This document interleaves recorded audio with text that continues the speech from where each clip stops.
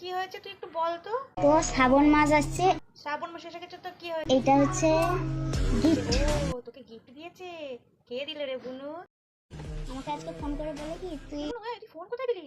আরে ভগবান, আমি জানি সেই 28 বছরে আমি ফোন পেলাম। মিটির দিকে আয়, আজকে কিছু গিফট আছে তোকে দিব। দেখা করতে বলেছে, তুই যেতে পারিস?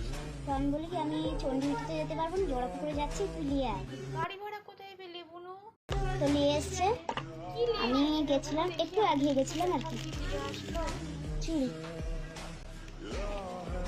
এই জন্য বলে জীবনে ফার্স্ট প্রেম তো দূরের কথা, বিয়ে করেও আমি এরকম গিফট পাইনি। কি সুন্দর লাল লাল চুড়িটা রে। এই একটা চুড়ি, এই একটা চুড়ি, তোকে এই একটা চুড়ি, চুড়িটা দে না, শ্রাবণ মাসে আমি এইখানটা কি কোনো তুই গিফট আসনি, তবু তোকে গিফট দিল না, আমরা গিফট চেয়ে এই জন্য বলে গাইস ফার্স্ট প্রেম কর, অনেক কিছুকে জীবনকে বোঝায়। জীবনকে বোঝায়, এটা তো খারাপ এটা আমি মনে করছি না খারাপ জিনিস, তো অনেকে মনে করে খারাপ ভালো ইত্যাদি ইত্যাদি, তো আমার ভালো লাগছে ব্যাপারটা।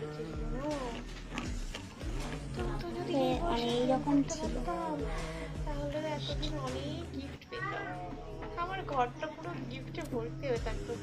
জীবনকে অনেক কিছু শেখায়, জীবনকে বাঁচতে শেখায়। আর অনেকে বলে কি জীবনকে যে বাঁচতে বয়সটা শেখা, বদলে বুঝতে জীবনকে পারে। শেখা অনেক তোমাদেরকে বলেছিলাম কিচ্ছু আমি যদি বুঝতে অল্প কিছু পারি, আমি যথেষ্ট বুঝতে।